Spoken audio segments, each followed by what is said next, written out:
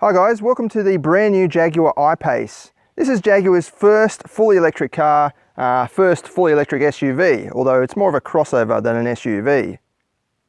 I am a bit confused by the name, the I-PACE. They recently launched the E-PACE, and perhaps that's more fitting to an electric powertrain with the E.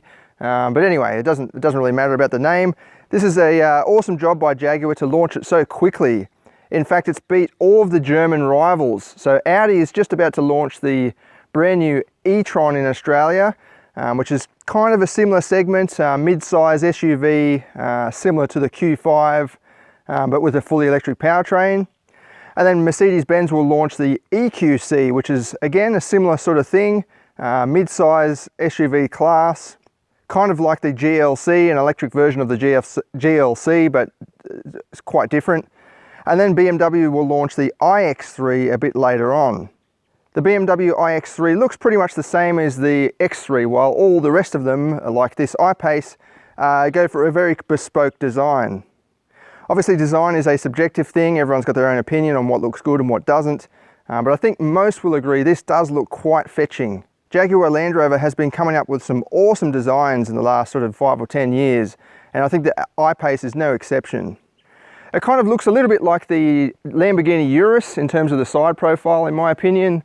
You've got this very short, stubby hatchback overhang just here, and then a very coupe-like tailgate or rear windscreen angle, and then a big slab, typical SUV torso in the middle. It goes for a bit of a four-door coupe theme, as well as a bit of SUV, as well as a bit of shooting brake even. But all in all, it definitely stands out on the road as something unique and something dynamic and very sporty. It's not until you look at some of the finer details that you start to appreciate the work that has gone into the design of this car. So at the front, you'll notice this grille section. Obviously, there's no need for a grille to feed air to a radiator because there's no motor underneath the bonnet here. But you'll see this actual vent here does actually go through. So air comes scooping up here and then released through the bonnet there, and that provides almost like a spoiler-like downforce for the front end. You've also got these little cutaways in the sides, taking air straight through. You can actually see that they work and they go straight through to the side there, and then pop out just behind the bumper bar. Now, I'm not an aerodynamics engineer, but I'm pretty sure that that is to reduce the amount of turbulence and air created by the wheel and pushes the air straight past the car. Speaking of aerodynamics, if you have a look under the car, it's completely flat. It's amazing how flat it really is. This example we have today is called the first edition, only available for a limited time, but basically it packages in a lot of the options available on the lower variants all into one super duper variant. It is also based on the HSE, as you can see on the side there, which is the top of the range model basically. I've taken a look at the spec sheet on this exact car, and it's also got these optional 22-inch alloy wheels. They're just stunning, aren't they? I love these carbon fiber little trimmings just inside or attached to the spokes there. Even though it is carbon fiber, I'm not sure that will actually provide any sort of weight reduction benefit. I think it's just a trimming to enhance the look. But yeah, they definitely enhance the appearance of the I-PACE. So what's underneath it all? Well, basically it's a sandwich type chassis with batteries compacted into the middle section, and then two motors, one at the front axle and one at the rear axle, providing power to the front and rear wheels, so it's all-wheel drive. This is very similar to how Tesla do their vehicles, the Model S and the Model X, and it obviously increases the in-car cabin space efficiency because there's nothing in the middle. There's no tail shaft, there's no gearbox or anything like that. It's all just for structural purposes at the bottom and then just cabin. Speaking of which, let's go and have a look at the interior. Before we jump in, I'll just show you these door handles. So they pop in and out. I think that's copied from Tesla, but it's very cool, the way they pop in and out like that. Even before getting in, you'll see this is definitely a luxury car, and that's what I kind of really like that about the Jaguar. It is an expensive car, but it's always good to open the door and feel expensive. You know, you can see where your money is going. And what I was talking about before, you can see the space efficiency just here. that center console there doesn't obviously house a transmission, so it's just pretty much flat straight through. You've also got a similar situation under the climate control panel here, little storage pocket that goes straight through to the other side. Unlike some electric cars, Jaguar hasn't gone too far away from its typical interior design theme. Apart from the extra space that you're getting, it's typical modern Jaguar, and in that I mean it's quite nice. This little section here is all new though, so this is not featured on any other Jaguar, but some of this climate control system can be seen in some of the new Range Rovers, so the Range Rover Velar and even the brand new Range Rover Evoque. It's a similar sort of setup, but still a little bit different. You've got plenty of storage space, big storage box in the middle there, power ports, a couple of cup holders and a little slot for your mobile phone. I'll start it up and show you some of the features, but basically it's very similar to a petrol car to start up. You have your foot on the brake, hit the start button, and it all just sort of turns on rather than starts up. Although this dash is beautiful to look at, like it's a really nice design, I think Jaguar has started to get a bit too complex with their systems. For example, if I want to turn the fan speed down, you have to pull these little, well, they're quite exquisite, but you have to pull them out so you get the fan control here, then you can turn it down. And to go back to the temperature, you've got to push it, and it gives you back the temperature. If you push it again, you'll get the seat heating function. And in this middle display, well, it is a little bit confusing. So you can push the settings, you go into climate, and you can start to play around with the various fan control and where the air is coming out. And use this button to do that as well. And I'm not completely convinced on the graphics here for the fan control. So you've got green and white to turn it on and off. It's just a little bit confusing, and you've got this extra button here, which is clever. So you hit this, and it basically turns the climate control off for every other passenger that's not in the car. As you can see, it's just controlling it for the driver, and that saves energy, of course. But when you do that, it just seems a little bit confusing. So this one's got this little symbol there with a light bulb with a car showing air going through it. I don't know what that means, but to me it's just a little bit confusing. I think they could have made it a bit easier to control on that front. But then up the top here, it's quite nice. It's just a series of pages that you can flick to the side all the way through, and it's got this little symbol here, the little dots that show you how far you've gone. And there's all these different apps. Some of them are a little bit confusing. So you've got eco data. You can go through the history of how you've been driving and so on. You do have a home button, which is awesome because you don't get, if you get too lost or too deep in the menus, you can just hit the home button. Then you've got all these other stuff like My EV. It kind of tells you what you're doing. It's similar to eco data, I suppose.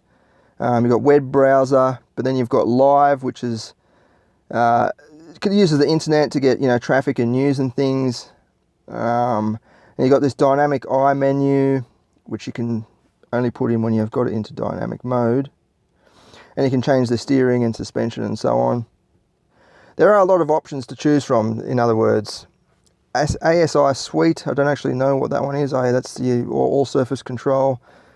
So when you're on the snow or something like that. If there's one criticism I've got to this, it's the loading. So it does take a little bit to load. For example, if I go to, I'll just turn that down. If I go to find, let's try that again. See, it just takes a little bit to load. Obviously, it has to load all these stations, but even some of the other menus, you click into them. Which one? Yeah, see, it just a little bit of a delay there when you click something. It's only a few seconds, but still, I don't know why it has to think about it. You just should be able to go straight in. But mainly it's with the media, so when you start clicking different stations and things, it just takes a little bit to load them up. Obviously, that's just a minor criticism, but yeah, other than that, I love the graphics. I love the menu layout is quite nice as well. As I said, you've got your home screen, so you can always jump back, and you've got plenty of information and things to plenty of different settings to play around with. And then for the driver, you've got this fully digital instrument cluster, and that's controlled by this beautiful little volume wheel here. It feels really nice to turn, but it doubles as the complete control system for the instrument cluster. So you have to click on it, and then you can go through and use these little side buttons to, you can change the display and so on, change the units, play around with your different driving safety systems. But yeah, to me, it's just a little bit, they've tried to jam too much into this one little button here. I'm just not sure that that's the best system. I think Jaguar could have put another little control even down here or within this screen to play around with that. I don't think that should double as the volume and track function. I love the way these are actually little screens. So when you make a call, this lights up as red, this lights up as green, and then when you turn the car off, they all disappear completely. So they're like mini touch screens, I suppose, but not quite. But it's just a very nice design. So when you've got it parked here, it looks very clean. There's no sort of, excessive buttons or anything. Anyway, let's have a look at the back seat and see how that shapes up. I'll just turn it off because it's going to keep beeping at me.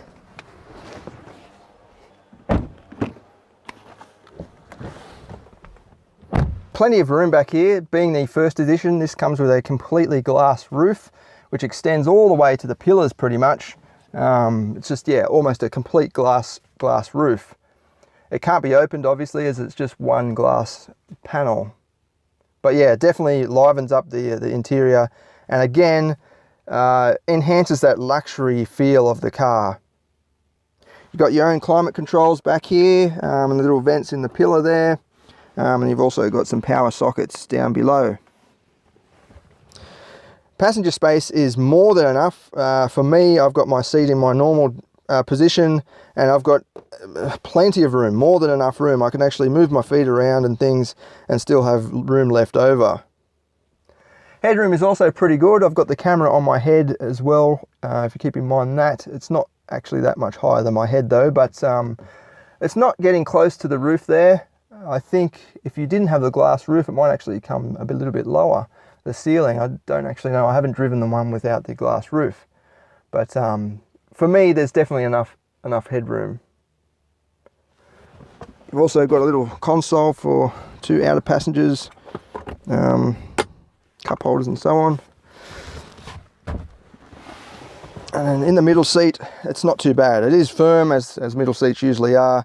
You're actually raised up a little bit more than the outer seats, but the space is not too bad. I've got somewhere to put my feet.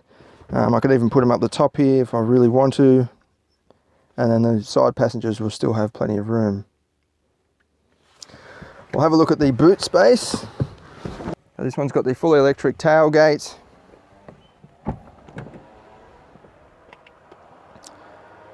Heaps of room there. It's about as much space as you get in a large hatchback or even a mid-size SUV, which is kind of what this is pitched as.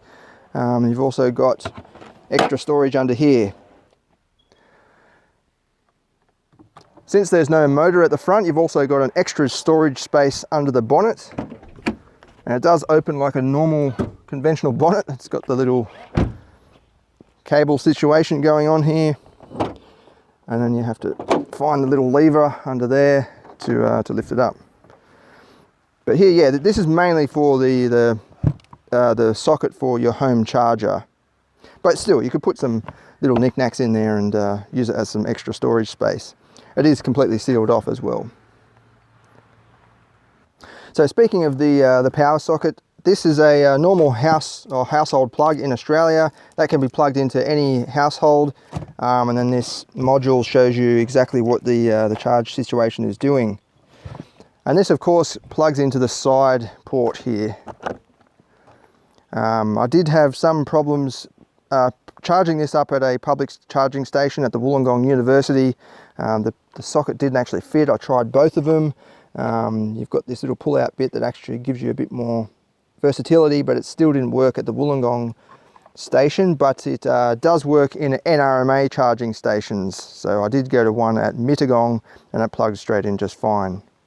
But when you're using the normal home socket, it's just this top socket here that you use. I'll talk a little bit more about the charging, and we'll actually do a demonstration down at the public charging station and show you how that all works. It is actually good that Jaguar offers this home socket option. It is only a low powered socket and really only designed for emergencies. In fact, I charged it at my house. It said on the dash 40 hours to recharge, so that's quite a bit. I'm not going to pretend to be an electrician, but our house is maybe 15 years old and it's just got a normal power setup. It's not anything unusual, so I'd expect that to be pretty similar across the board. But at least there is the option to use this in an emergency. If you do buy the car though, you have the option of getting the wall box set up at your house, which is basically a supercharger type system that you get installed, sucks more power from the grid, but charges this up much quicker. Let's go and take it for a drive and see how it goes. Okay, so to get going, you just hit D like you would in a normal car, and then start pushing the accelerator pedal.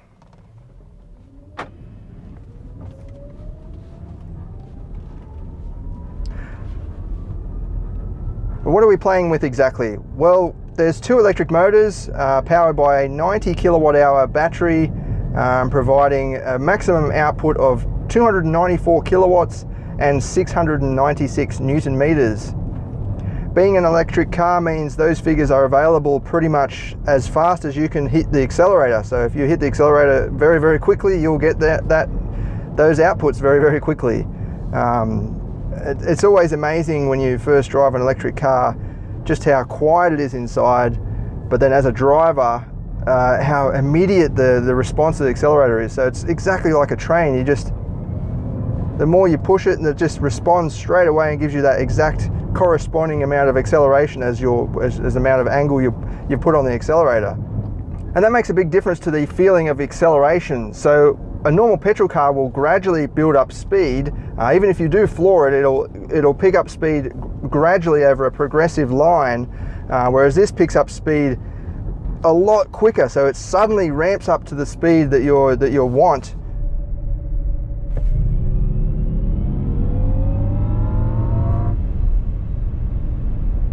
Jaguar claims 0 to 100 takes just 4.8 seconds. In fact, I'll put the V-Box on in a minute and we'll do a bit of a test, 0 to 100. It won't be our official 0 to 100 test. We'll use our private road, the flat road that we always use.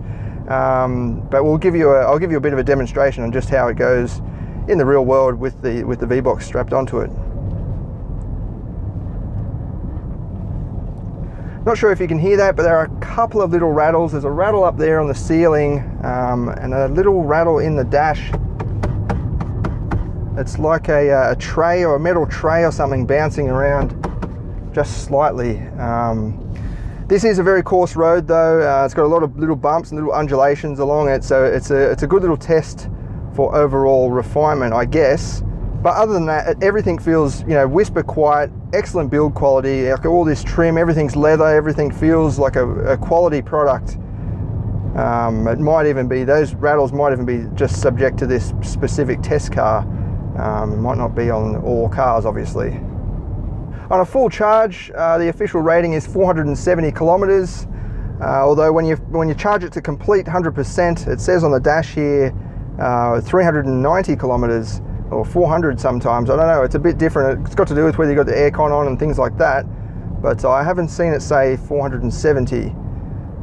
But still, 400 is pretty good. It definitely gets you back from to work and back every day for a couple of days or 3 days, depending on how far away you live from work, obviously. But it's not too bad, the range. It just becomes a bit of a problem in Australia because we don't have a very good infrastructure for public charging stations. So they're quite spread apart, and then we're still not locked down on certain plugs and adapters and things. As I said before, I went to one public station and it didn't have the right plug for this car, even though I had two different options to choose from. I didn't have one to suit this car. So yeah, it can be a bit of a problem if you want to use it as a bit of a grand tour and do a bit of holidaying around and go to visit different places.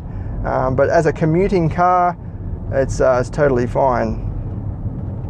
At the moment I've got it in the comfort driving mode, and it does come with the optional air suspension setup, so you can raise and lower the car. and it's a really nice ride. Look, it gives a lot of compression, even though it doesn't look like it from the outside. It gives a very, very good ride, and that's typical of Jaguar, so that's good that they've stuck to their roots there and provided a very comfortable drive. I'll turn around and we'll hit the dynamic mode and see how that goes. Just before I do that, I just want to point out the regenerative braking system that this has got. So at the moment I've got it in the maximum braking force. So when I take my foot off the accelerator, it's braking the car almost to the point where it feels like I've got the brakes on. Just accelerate up a bit, and yeah, it slows down the car quite noticeably. You've got a little gauge there to show you how much charging you're getting. But yeah, you can change that around. You just go into the home button, and I've got it on high there, so you can actually change that around. You can hit it low to low, so when you back off it just rolls almost like a normal car, but I like to have that high to get the most out of the charge. During sporty driving, it almost provides a left foot braking type setup, because when you back off you're getting instant brakes. It feels like you're constantly on and off the brakes. If you like left foot braking, it does come in handy. Let's hit that dynamic mode and see how it goes. So just hit it once and it says confirmed. The suspension will lower down, hunker down a bit, firm up a bit as well, and give you a bit more response from the throttle. So instant power, instant acceleration off the mark. Well, sorry, not even off the mark, just while you're rolling too. That's flat to the floor. And yeah, it just picks up speed very, very quickly and has this weird sort of hum about it, like a futuristic car. It's quite surreal. Aside from the rivals, or the upcoming rivals I spoke about, this car's main competitor at the moment is the Tesla Model X. Although that is a bit larger, it comes with 7 seats or optional 7 seats, and it's available with an optional higher powered motor or electric system, and obviously brings quicker acceleration. However, Jaguar prides itself on sportiness and sporty driving, and you can really tell driving this I-PACE. It feels just like a sports sedan. It's not quite as agile as a small, sports car like a Toyota 86 or something like that, but it certainly feels like a sporty BMW 5 Series or something at that level. It does weigh just over 2.1 tons, so it is quite heavy, but it does well to hide that weight. It doesn't feel all that heavy behind the wheel. I mean, it definitely feels planted and solid. Full acceleration, just ripping me around in the corner there. It does feel very weighted and solid on the roads. It doesn't feel like it's ever going to come out of line, but I wouldn't describe it as feeling cumbersome or heavy. I think it definitely handles a lot better than the Tesla Model X in that respect, although that is pitched as a slightly different car. As I said, this is more of a sporty car than a large 7-seat SUV like the Model X. But around some of these little S-bends, it handles really, really well. I love the suspension on this thing. Like, it just soaks up all these mid-corner bumps beautifully. You can give it plenty of power as well, and it gives you a lot of traction. Yeah, it's amazing handling, this thing, really is. The suspension tune is so nice over this. Let's face it, this is quite a rough road, and it just soaks them up beautifully, and it doesn't unbalance the car at all, even if you hit a bump right in the middle of the corner. It's definitely a Jaguar, so that's a good thing, because if Jaguar is going to go out and start producing eco-focused cars, you don't really want them to lose their focus or lose their roots and start producing cars that aren't sporty to drive, whereas this definitely feels very sporty to drive. No tire squeal, no nothing. It just rips around the corners. Very confidence inspiring.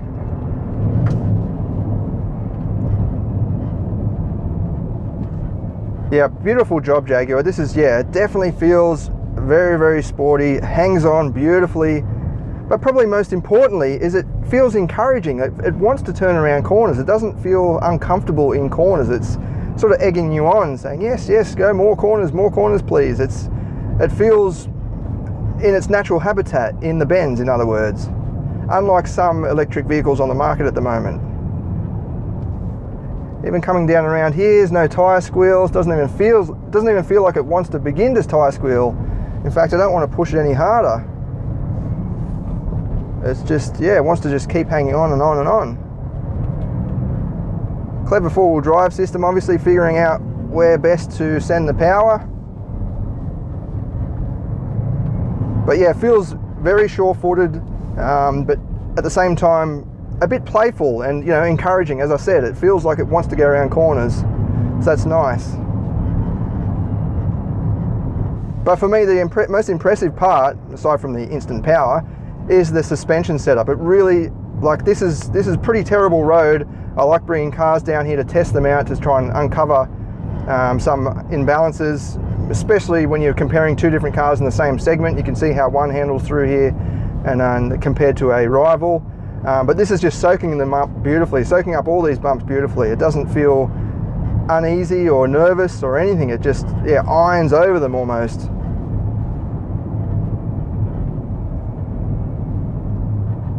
Up around this tight corner. It's full throttle and it just, yeah, rips around. It's amazing. Yeah, it picks up speed so effortlessly. It doesn't care whether there's a hill or anything. It just pulls straight through it no matter what. It kind of feels like one of those cars that where if you've got a full car load, it just doesn't make any difference. It doesn't care. It's not bothered by the laws of physics and gravity. It's really amazing experience. So as a driver's car, it definitely ticks all the boxes. It feels sporty, it feels dynamic, and it feels comfortable in a situation like this where there's a lot of bends. And of course, it's fast. Actually, let's put the V-Box on and see what sort of 0 to 100 times we can get out of it. Okay, I've got the V-Box mounted to the outside of the windscreen there. The reason I've got it on the outside is because it seems to get better GPS signal, especially with Jaguar Land Rover cars. I know they have, I think, what's called a laminated windscreen. I'm not completely knowledgeable in that area, so you can definitely correct me in the comments. But you can actually see the little squiggly lines there. I've had some problems with the signal not picking up on when I mount it to the inside of the windscreen. But anyway, it's on the outside. I've got it all programmed in here, Jaguar I-PACE acceleration, and I just hit test, and away we go. So it's basically as fast as I hit the accelerator, the quicker the power will come on, and the quicker acceleration that we'll get. As I said, we will do our normal 0 to 100 video as well, and we'll do the quarter mile and all that on our private road, which is a completely flat road, whereas this is dipping down just slightly and then it starts to rise back up again. If you're wondering why I've stopped in the middle of the road, it is a dead-end road. There's nothing behind me. I know there's no cars behind me, so if you want to comment like someone did in the previous one of the previous videos, by all means comment away. But yeah, there's nothing behind me. So we'll hit start. Got it in D, I've got it in dynamic mode still, and I'll just hit the accelerator as fast as I can. By the way, I do have the stability control still turned on and everything. It doesn't really wheel spin as far as I remember, but we'll give it a go.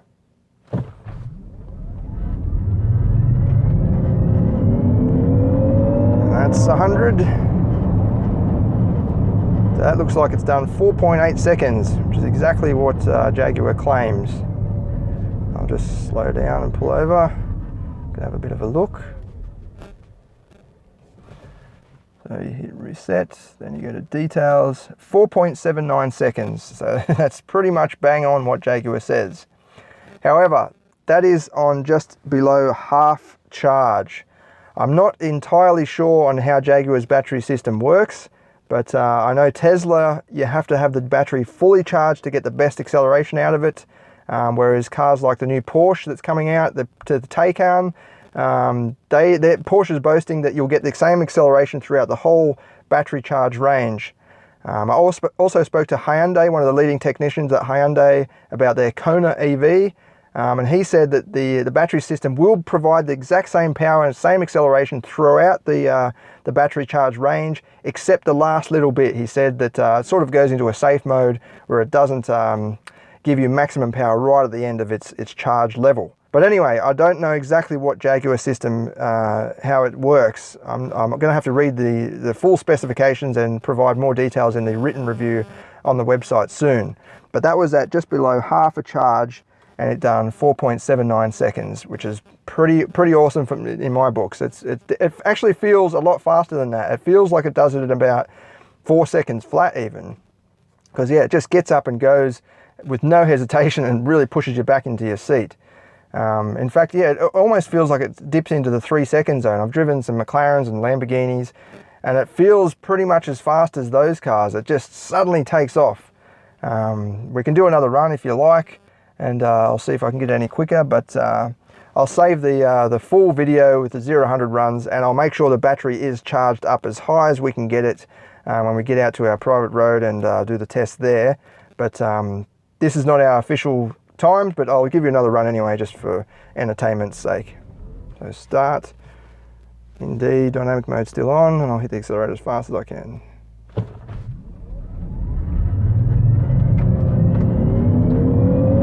Just make sure we hit 100. Sometimes, or more than often, the speedo on the factory car is slightly out. If it says you're doing 110, you might only be doing 100 or 105. So sometimes you've got to go past and indicate at 100 for this to register 100. Okay, so that's registered 4.8 again, 4.78 that time, so fractionally quicker. Yeah, but yeah, anyway, I'll do the proper runs, and we'll do save the official time, or our official time for the proper runs, and I'll have the battery charged a lot higher than that. Anyway, let's hit the highway now and get this topped up, and I'll show you how to charge the battery and so on. Okay, so here we are at a public charging station. This one's brought to us by NRMA, which, if you're overseas or interstate, is basically one of the largest car clubs in Australia. But this is completely free. We are at what's called a RSL, which is, again, if you're overseas, it's like a massive pub really. It's got a function center and so on. But yeah, this is completely free for the moment. It does have a little tapper thing here, which suggests that they might start charging for it soon. But as you can see, there's no other electric cars here. It gives you some idea of how popular electric cars are in this part of the country, as well as the country itself. Anyway, to charge it, all you do is just grab the Bowser here, if you want to call it that. Then we unplug our little extra piece there, and basically just chuck it in there. That starts flashing. Then we can go back to this, and you can actually hit optional 80% charge or max charge. So we'll just put it on max, and then hit start, and then away we go, we're charging. There are actually two different sockets we've got to choose from here. That one's not compatible with the Jaguar, but obviously that one is. The one I went to at the University of Wollongong was different again from both of these systems. It'd be good if they could get all the charging sockets to be universal across the board, and so you can, yeah, if you've got an electric car, you just plug it in pretty much no matter what type of car it is, and it'll have the same plug. That would be the ultimate scenario to have. This one's actually built by an Australian company, built right here in Australia, and they do export to overseas, which is nice. It normally tells you 33% of the battery is charged at the moment. It's not really telling me how many minutes are left, but we'll go back inside the car and we'll have a look at what the dash says. So in here, give us a bit more of an idea of what's going on. It says 1 hour and 25 minutes remaining, and we're at 99 kilometers range and 34% charge. Now it's just a matter of sitting tight. Although you can use some of the facilities inside the RSL there, have some lunch or something, maybe a beer, well, maybe not a beer as a driver, but your passengers certainly can. But for me, I might just go for a little walk and then get my computer out of the back and do a little bit of work while we just let that charge for a bit. Okay, so I've just charged it for about an hour, and that's given me about 85% charge, or what translates to 272 kilometers. I just went down to the road, got myself a drink. You can actually leave the car. I read up on the NRMA website that it advises that you stay with the car, but you can walk away if you want to, mainly because you don't want to be hogging the station if there's someone else waiting there and you're already at 100% and you're not at the car. But yeah, that wasn't too inconvenient at all. It just a nice little rest, and then we can hit the road again. I'll put it into eco mode just to save a bit of battery. I've got the aircon set on this, the eco mode as well, so it's just giving me air. It's not worrying about any of the passengers because I'm not carrying anybody else. So that saves a bit more power as well. You may have noticed I just put it into eco. As I put it into eco mode, that's jumped up a little bit from 272 or 273, I think it said. Now it's at 276. So obviously the range just depends on how you're driving, and yeah, if you've got the aircon on and so on. In fact, I'll put the aircon on. So it's saying 276. Put the aircon on, that's jumped down to 266. So aircon there making a bit of a difference, about 10 kilometers range. I'll leave that off. It's not a particularly hot day today.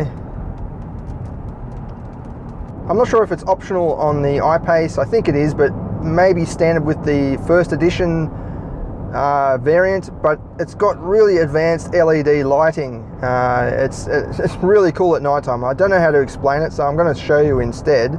But basically the lights are made up of all these little LEDs, and they turn on and off, activate on and off, and wrap around vehicles and other oncoming traffic and so on. It's basically adaptive high beams.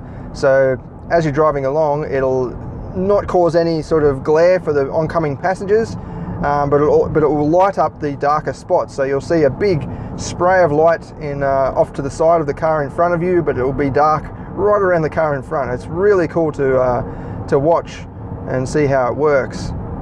The only criticism is I have driven a Volvo that has a similar setup, but it seems to merge, all the lights seem to sort of mold and merge around a bit more seamless than this system on the Jaguar. The Jaguar seems like it's individual LEDs. You can actually see them flicking on and off as you're driving along, which is, I don't know, it can be a little bit distracting, I suppose, if you really concentrate on it. But yeah, just there's a bit of a difference in technology there. I'm not saying either is better than the other, but yeah, I've seen Volvo's system and it really merges and warps around the cars and the objects and things, whereas this is just sort of flicking on and off and turning on activating different LEDs. But still, it's a very cool and very advanced technology that yeah, you can drive along with high beams, particularly on roads that have no street lights, and it gives you the light where you need it. It's really, really advanced and really cool.